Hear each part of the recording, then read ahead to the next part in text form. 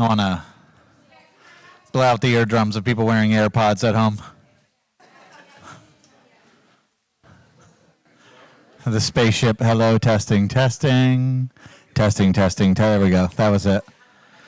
All right, well, good evening, everybody. If you don't, I think I know everybody, and I'm Sam, by the way. And real quick, as we start, we're just going to go through it. Everybody stand up, say your name, just so we get an idea of who's here. Go. Corbin, you're up. Thank you. Corbin Pendrak, if you know the Pendraks, they're brilliant progeny.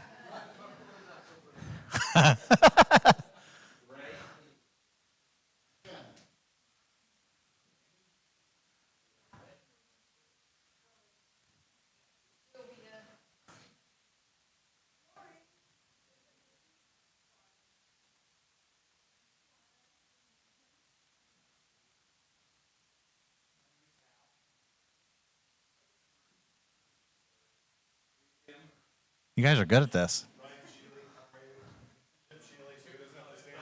That's an age crack, just letting you know.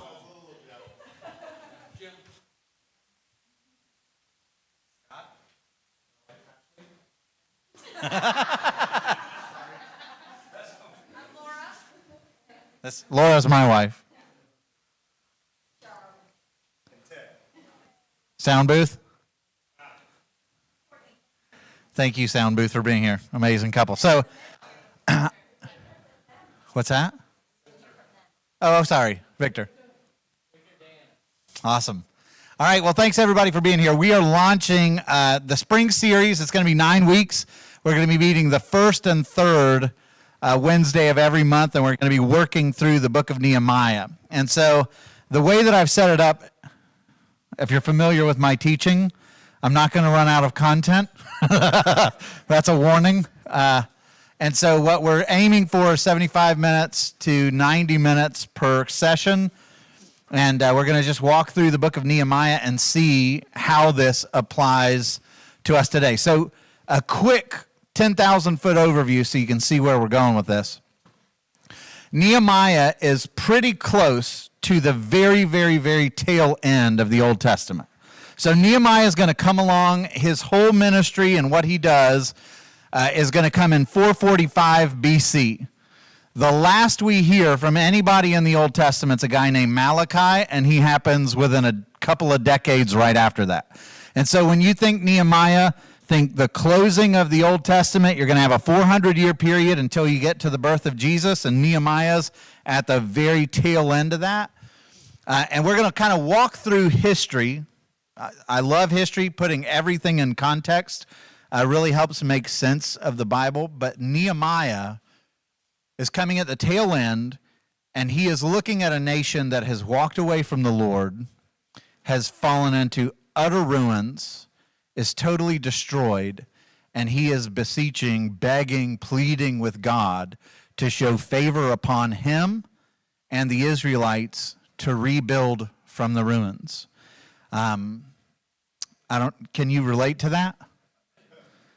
I mean, how many in here, like when you think of Nehemiah, somebody who's rebuilding from the ruins, who recognizes that he's part of a people that have walked away from God, and now as we see, he's going to be weeping. He's going to be emotionally devastated by the reality of what he and his people are facing. I'm just curious, like in your own mind, work that through. What immediately comes to your brain? Is it your family? Is it your nation?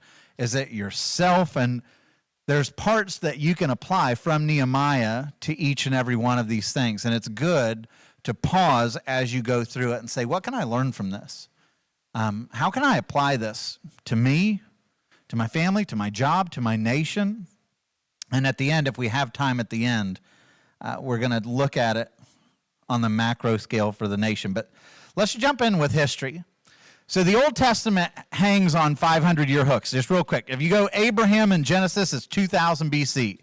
And God does this really cool thing where he helps you to remember stages of the Bible. And so I'm going to give you something that I use. 2000, you have Abraham, one of the largest Old Testament figures that you have. Then you have the patriarchs, and then a 400-year period where they're enslaved in Egypt. Then around 1500, you have Moses, who comes and leads them out of slavery. You have Joshua, and that takes about 100 years of conquest and everything else. And then you have 400 years of judges. Then the people demand a king, and you get Saul and David and Solomon, and they're around 100 years, a little bit more. And then you have 400 years of a divided kingdom. Jerusalem's destroyed in 516 BC. The temple gets rebuilt. All the prophets are saying, here comes a king. We're going to have a Messiah. We're going to have a Messiah. A Messiah is coming to rebuild our kingdom. And then you have 400 years of silence. You see how that works? Major hook, 2000 Abraham, 400 years of slavery. Major hook, 1500 Moses, 400 years of judges. Major hook, David, 400 years of divided kingdom. Major hook, rebuilding of the temple, 400 years of prophetic silence till you get to Jesus. And so as you're thinking through your scripture and where everything goes, it's kind of a helpful system if you can hang on to it. But we're picking up with Solomon, the wise king. So you have David who builds Israel out to like the high glories, conquering all the enemies around. The Philistines fall, the Ammonites, the Moabites, the Edomites, all of them come under the subjection of David. And Solomon is going to build this kingdom that stretches all from Ezion Geber down at the tip of the Red Sea, all the way up past Syria, up into Hittite territory. Solomon builds this kingdom, and these are the glory days of Israel. It will never be this big again in the Old Testament. Its power, its reach, its influence, never that big. So that's 970. But Solomon screws up. He builds this amazing palace in the temple of God. This is on top of Jerusalem. Here's the temple, and toward the end of Solomon's life, you get this idea where Solomon is like, thanks, God, I've got it from here, And he starts giving himself to all these other gods and is building shrines for his wife's gods. He builds his palace above the temple. Like, do you know who I am? Kind of an attitude. And God comes to him and he says, for the sake of your father David, I'm not going to rip the kingdom away from you. But the kingdom's days are numbered. And Solomon has a son. And this is one of the things that we read right past. But Solomon had been really harsh to his people. He was loved for a while, and then in his old age, he just buried them in work. And in a sense, enslaved them. You'll build more and more and more. And so when Solomon finally dies, the people come along, and it's kind of jarring because it's like, well, no, you're Solomon. He's great, right? But the people come along to his son Rehoboam, and they're like, your dad worked us to the dirt. Like, please show us some rest. Give us some rest. Show us compassion. And King Rehoboam told the people, my father made your yoke heavy, but I will add to your yoke. My father disciplined you with whips, but I will discipline you with scorpions. And so the king did not listen to the people. And what happens? And all of Israel saw that the king did not listen to them. And the people answered the king, what portion do we have with David anymore? We have no inheritance in the son of Jesse. The tribe of Judah is treating us like dirt, in other words. So to your tents, all the other tribes of Israel. Look to your own house, David. And so Israel went to tents, and this is the last time Israel will be one united nation until glory. The 10 tribes of the north split away and call themselves Israel. Jerusalem and the southern tribe of Judah, along with Benjamin, everything gets fractured.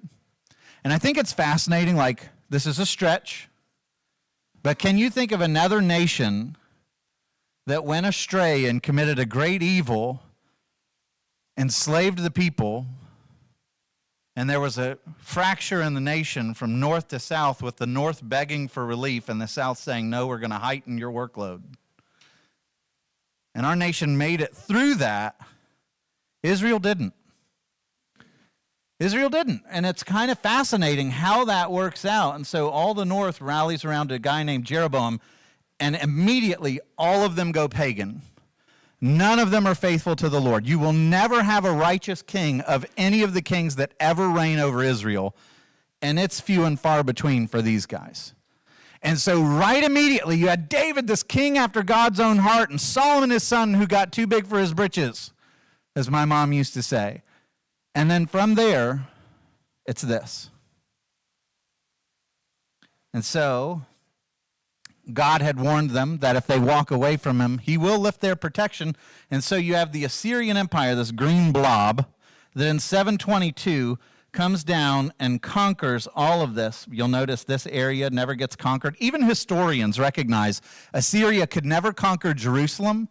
And in the Bible, you're told this miraculous story where Hezekiah calls upon the Lord and the angel of the Lord goes out and defends them from Assyria. And the Sennacherib, the king of Assyria, laments that he could never conquer Jerusalem. He conquered Egypt. He conquered everything else, but he could never conquer the Israelites. And so the northern 10 tribes, right now at history, 722 BC, are wiped out, gone forever.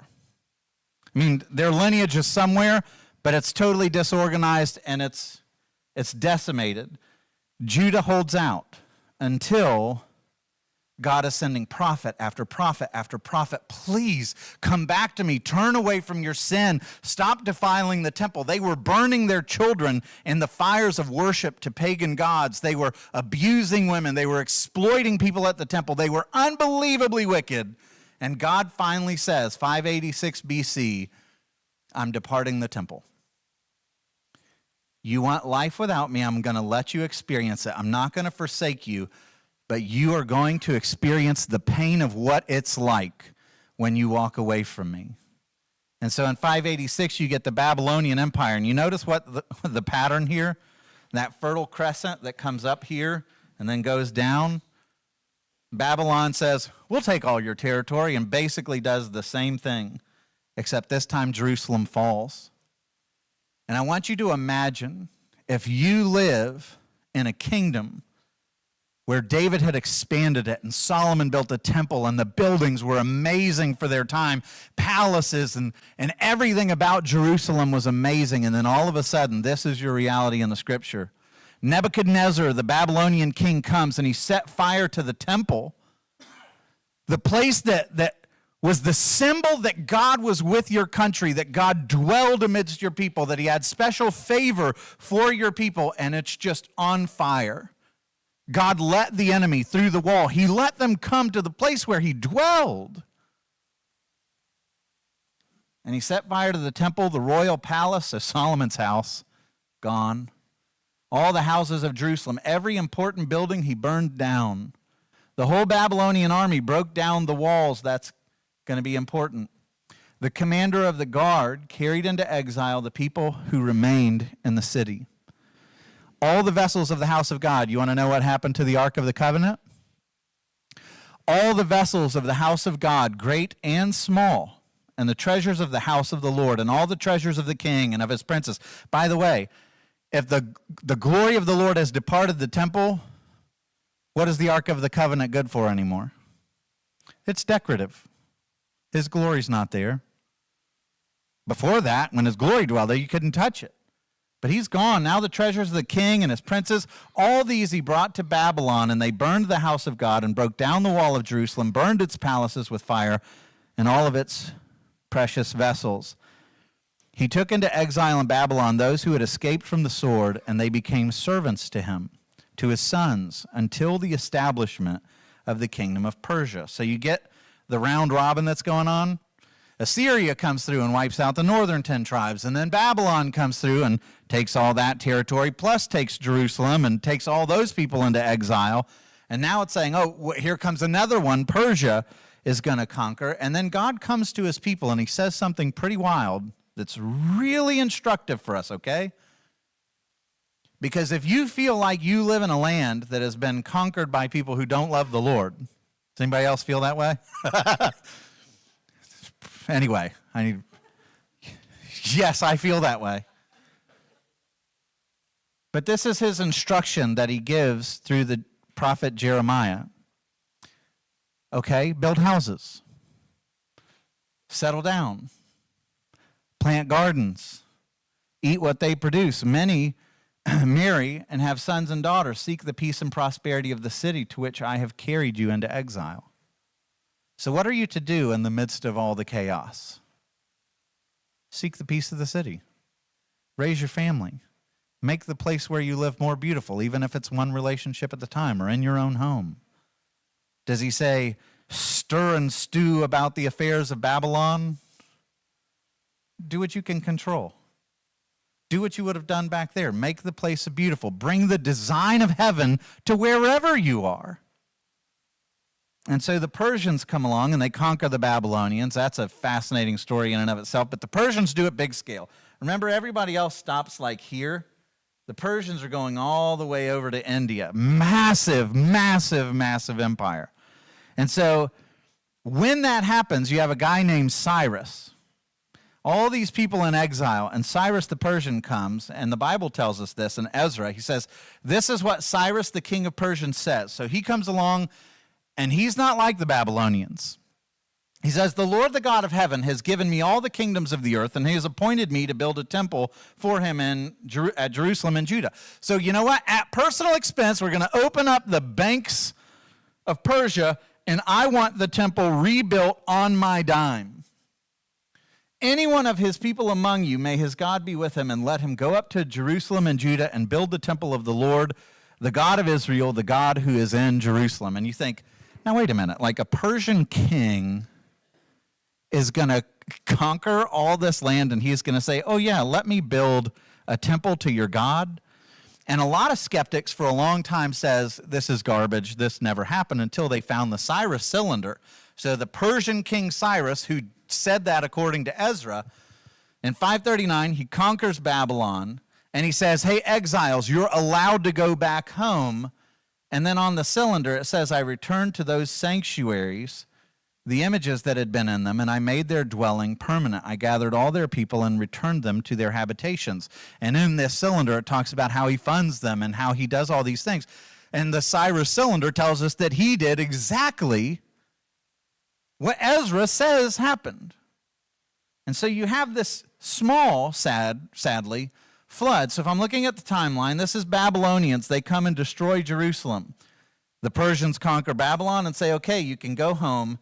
And so wave one of the Jews goes back to Jerusalem. And here's the sad part. It's a pretty small minority.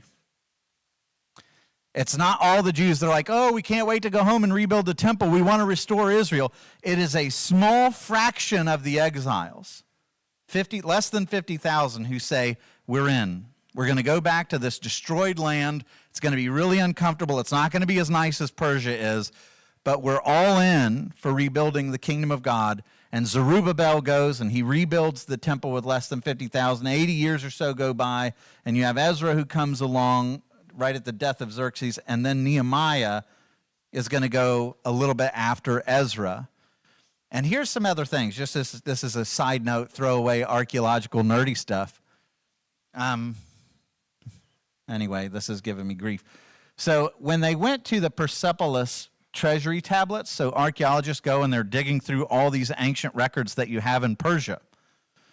An archaeologist find a financial receipt, and it's signed by a guy named Marduk, which is interesting, to dignitaries at Susa. And scholars believe that this was written by Mordecai. And if you know the story of Esther, that's her uncle who has access to all the financial records and goes and does research on it.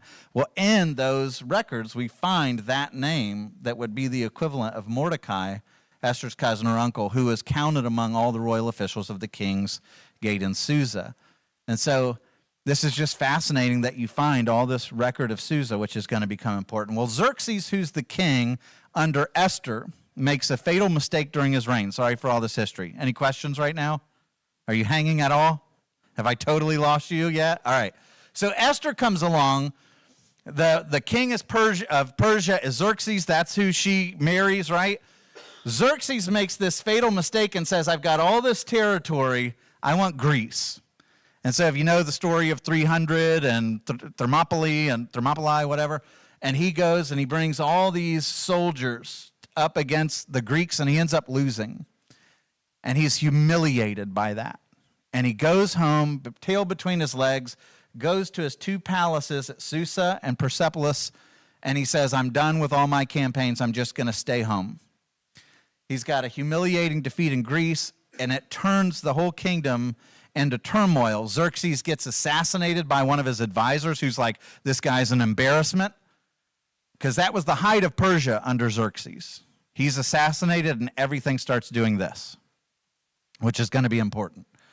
So Xerxes is assassinated by one of his advisors, Artabanus, and this, coupled with that humiliating defeat, leads the Persian Empire to fall into decline. Artaxerxes takes the throne. He's going to be the king during the time of Nehemiah. He's the important name for this series.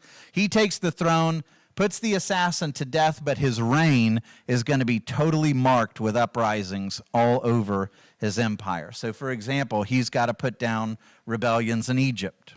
He has people from Bactria who try to overthrow him. He's still got lingering resentments going on in Greece.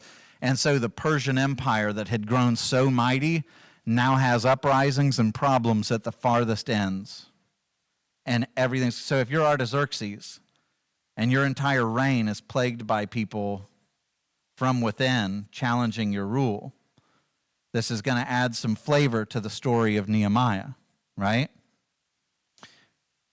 So here's some artwork from the palaces of Artaxerxes, him going after the Egyptian dude who's rebelling against him, putting him to death. Here's his burial tomb that you find in Susa. And so where we pick up right now, Nehemiah is right on the tail end of Artaxerxes, the son of Xerxes, who's come to reign.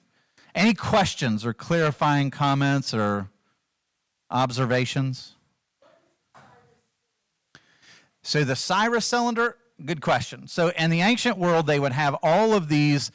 Sometimes they would write them on obelisks, which are like, they look like the Washington Monument where you write on them. Sometimes they have seals, discs. The Cyrus cylinder, it looks like a barrel that you would put like whiskey in or something, except it's stone, and they would write all around this. And so you could roll it to imprint it in clay or whatever. So it was almost like a printing. It could be used as a printing press. But they recorded their history. And so anytime you have an ancient cylinder from this period, they would inscribe into the stone the records of the king. Otherwise, they would put it on tablets or something. No, I don't think so. Not that I know of. I think it's just a big hunk of stone. Good question.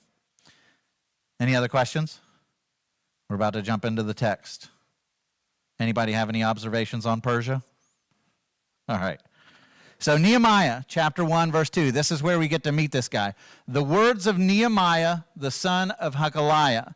Now it happened in the months of Kislev, in the 20th year, that's the 20th year of Artaxerxes' reign, as I was in Susa, the citadel, that Hanani, one of my brothers, came with certain men from Judah. So the idea is Nehemiah has sent them out, and Nehemiah is a high official in the king's court. He's a cupbearer, which we'll get to later. That's a big deal. And so he takes his brother and he sends him. And there's just some cool things about this, because if you're living during this time, I want you to imagine what it would have been like to be a Jew. How long has it been since you've had a homeland? 586 was the fall. 445 is Nehemiah. So we're talking 140 years. You never saw it. Your dad never saw it. Probably his dad never saw it.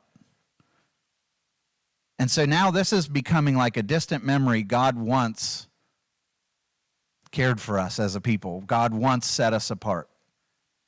This feels like distant memories that have been handed down. And yet for Nehemiah, it's really important. And names in the Bible, people name their children things that are prophetic, that they believe is going to be the story of that child. It's very clear when you go through the Bible. And so like this guy, I'm pretty sure that the Hebrew behind that means like waiting on God. So his parent, his dad, because this is Nehemiah's dad, well, his dad named him waiting on the Lord. So there's this hunger like, when's he going to show up? Which also shows you that this is a godly family who loves the Lord. And he names his son Nehemiah, which means God of comforts, or God brings comfort. And he's got a brother whose name is Hanani, which is the same Hebrew root as where we get Hannah, or Johanan, which is the name John, and it means God is gracious. So think about this. You've been in exile. You got a dad who could have easily been like, God, what are you doing? You're putting us through this. Why haven't you delivered us? And yet he names his kids, God is comfort and God is gracious. in the middle of our exile and oppression? Could you do that? When nothing makes sense, when you don't see victory in the big scale of things, could you still say, yeah, but I know my God is gracious, and I know that he's going to bring comfort? This is this family, just to get, there's very clues given about Nehemiah's past, so the names help. So Hanani, one of the brothers, came with certain men from Judah. They'd been sent there on a recon mission, and so Nehemiah gets right to the point. He asks, concerning the Jews who escaped and went back to the land. Remember, this is 800 miles from the palace at Susa to go to Jerusalem and to come back. We're talking months. So he's been sitting around going, man, I hope it's coming back. I hope it's coming back. I know that Zerubbabel went to build the temple, and I know that Ezra went to rebuild things. Man, I hope it's coming back into the glory. I hope it's time. I hope it's time. So he's waiting, and they come back with a report concerning the Jews who escaped, who had survived the exile, and concerning Jerusalem. And here's the trek from Susa, the palace, all the way to Jerusalem. And this is a model of what Artaxerxes' palace would have looked like based on archaeology. Nice place. But this is the report Nehemiah gets. And they said to me, the remnant there in the province who survived the exile is in great trouble and shame. They're an embarrassment. Like, compared to everybody around them, they're ridiculed. Jerusalem is a joke. The wall of Jerusalem is broken down and its gates destroyed by fire. What do walls do? What's the purpose of a wall? Seriously, it's open to answers, by the way. They protect. In a sense, they make exclusive. They filter out what you want to stay out, right? So probably the most famous wall in the world, the Great Wall of China, why was it built? To protect against invaders, to protect a homeland. You go to any ancient city, even Paris up until like 1900, walled city. You had to go through a gate to get in it. Why is it walled? To protect that which is inside and to filter through a gate what you want and to keep out what you don't. Here's a question for you. Why don't you have weeds in your home? It's a pretty obvious answer, right? Hint, hint, Nehemiah, walls. You don't worry about a weed problem in your living room because you have walls that decipher what's allowed in and what's going to be kept out. Why did Israel have a defiled temple? Now we're getting weird because it's not that they didn't have walls. It's that they didn't filter out. They didn't keep the corrupting things out. And so they brought in pagan gods and terrible things into the temple to defile the worship of God. Why is your heart filled with idols? And so let's bring the story of Nehemiah down to a very practical level. The reason you have idols in your heart, the reason why our lives are plagued with sin is we don't take walls seriously. We don't put up guards. We don't put up barriers. We don't put up filters of what is allowed to make it all the way here. And what happens if you don't have walls here? You're going to be conquered. You're going to find yourself enslaved to sin. You're going to find yourself in a life that's in turmoil and mess. What happens when a temple doesn't have rules and walls? What happens when a nation, city, now I'm not getting political here, but what happens when there's no restrictions? It's just free flow. Anything, your heart, a city, a nation, a temple, if it doesn't have walls, it has no identity at all. You have to have some ability to restrict what's allowed in here. And if you don't, you're already conquered. You may not know it yet. And that applies at every level. So Nehemiah hears that Jerusalem has no walls. It's not a city. A city without walls is not a city. It's just open to anybody who wants to come and vandalize and plunder at any moment. There's no protection for the weak. There's no protection for the sacred. It's just open and available to anybody who wants to do anything to it. And so Nehemiah is devastated by that.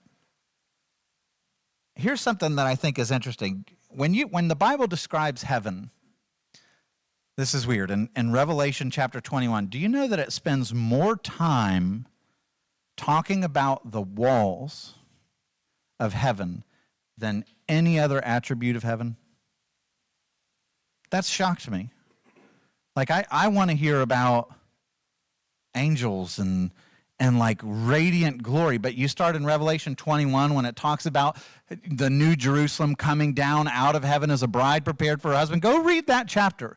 You start in verse 12, and it's the walls were this, and the walls were that, and it just keeps going through verse 21. The walls were this many cubits, and this stone, and the foundations, and all of this, like, it starts here. It had great high wall with 12 gates, and at the gates 12 angels, and on the gates the name of the 12 tribes of the sons of Israel inscribed. So here's the question. Why on earth does heaven have walls? God understands the symbolism of what a wall represents. It is not going to be corrupted. It's got big high walls, many stadia long, 144 cubits wide and tall. Nothing's making it through that wall without invitation, right? Heaven has walls. That's pretty wild. By its light will the nations walk, and the kings of the earth will bring their glory into it. And its gate, hear this, the gates will never be shut by day, and there will be no night there. They will bring into it the glory and honor of the nations, but nothing unclean will ever enter into it, nor anyone who does what is detestable or false, but only those who are written in the Lamb's book of life. So the walls in heaven, this is good news, the walls are decorative. The gates are always open because only the righteous are there. But the walls are there to symbolize that everything behind it is utterly secure. It's utterly safe. It will never be conquered. It will never be defiled. And yet the gates are open and you have nothing to worry about. Why? Because nothing impure will ever enter into it. We're not there yet. It would be really nice to live in a world where we could leave our gates and doors and cars and everything else just wide open without fearing the fallen nature of man. But we're not in glory yet. So, this is a great quote from A.W. Tozer. He's talking about the fallen nature of man, and he says, every farmer knows the hunger of the wilderness. It's the fallen nature of the world. The wilderness is out there, and it's gross, and it's barren, and it doesn't yield fruit and everything else, but it's so hungry. It wants to expand. Every farmer knows the hunger of the wilderness, that hunger which no modern farm machinery, no improved agricultural methods can quite destroy, no matter how well prepared the soil, how well kept the fences, how carefully painted the buildings. Let the owner neglect for a while his prized and valued acres, and they will revert again to the wilds and be swallowed by the jungle or the wasteland. The bias of nature in a fallen world is always toward wilderness, never toward the fruitful field. That just stinks, right?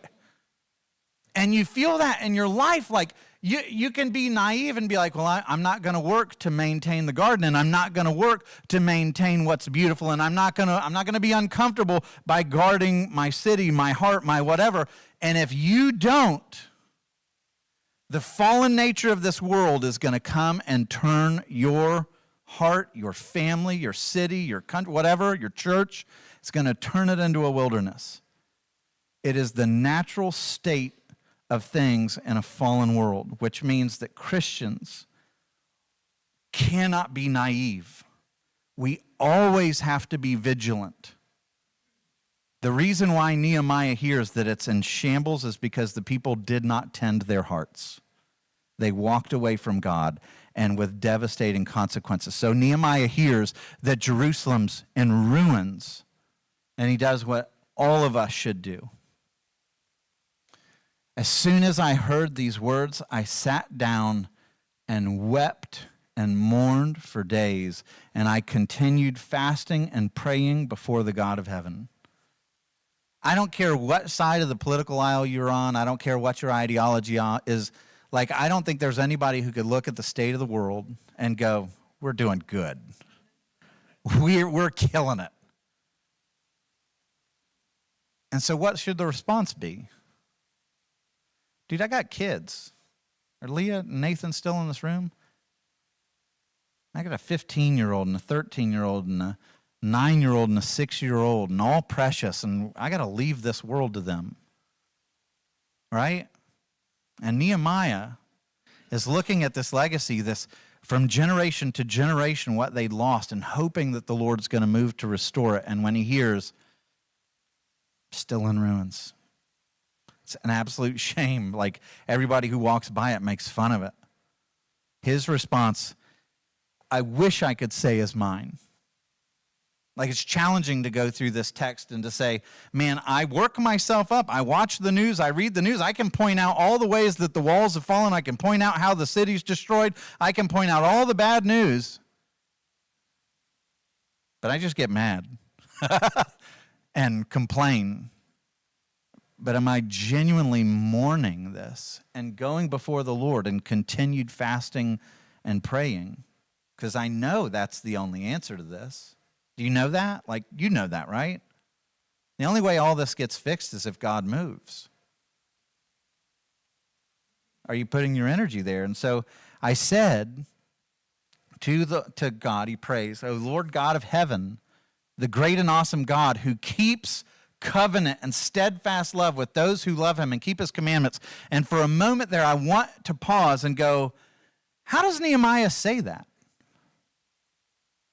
How does Nehemiah say that? Like, you've been in exile for 140 years, your temple's gone, your city's in ruins, everything has gone bad for you. It seems like God may have checked out, and yet he's pointing back at the promises that Moses received, the promises that Abraham received more than 1,000 years earlier. He's pointing to the promises that came through the prophets, and even though he can't see them in action as much as he wants to, he's like, I'm going to start my prayer by saying, oh, God of heaven, the great and awesome God. Do you look at the news and the situation that you're facing and go, great and awesome God? You're the one who keeps covenant and steadfast love with those who love him and keep his commandments. You see, it's one of my favorite illustrations of the sovereignty of God that surprises me. But if I lived among the exiles at this point in history, like, I'm shaking my fist, I feel like I'm going to get upset. I can't make sense of what God's doing. But let me take you out of this story for a moment. And if you're wondering, why would God allow his people to be conquered by the Babylonians, scattered all over the world, thrown into Greece and Asia and Egypt and Arabia and all over the world?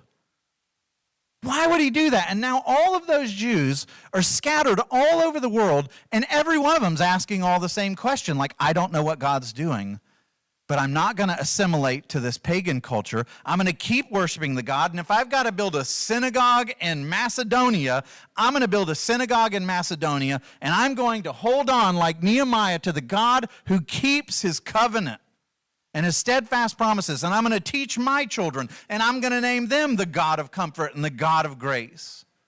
And I'm going to pass down that hope from generation to generation, even if it doesn't make sense, right? And so I want you to imagine the Jews scatter all over the world, and they build synagogues all over the ancient world, and they're all asking, God, why? Well, let me tell you why, because they won't get that answer for hundreds of years, and it comes in the book of Acts, right? Listen to this. So after the resurrection, Jesus has this wonderful Pentecost where the Spirit of God comes and lights up the apostles. And I want you to hear this. The Parthians and the Medes, the Elamites, the residents of Mesopotamia, Judea, Cappadocia, Pontus, and Asia, Phrygia and Pamphylia, Egypt, and parts of Libya, belonging to Cyrene, visitors from Rome, Jews and proselytes, Cretans and Arabians. Why is the book of Acts, Luke, why is he telling us that Passover and Pentecost, this is Pentecost, people from all the different nations all over are coming back? That's because Jews are coming from all those places,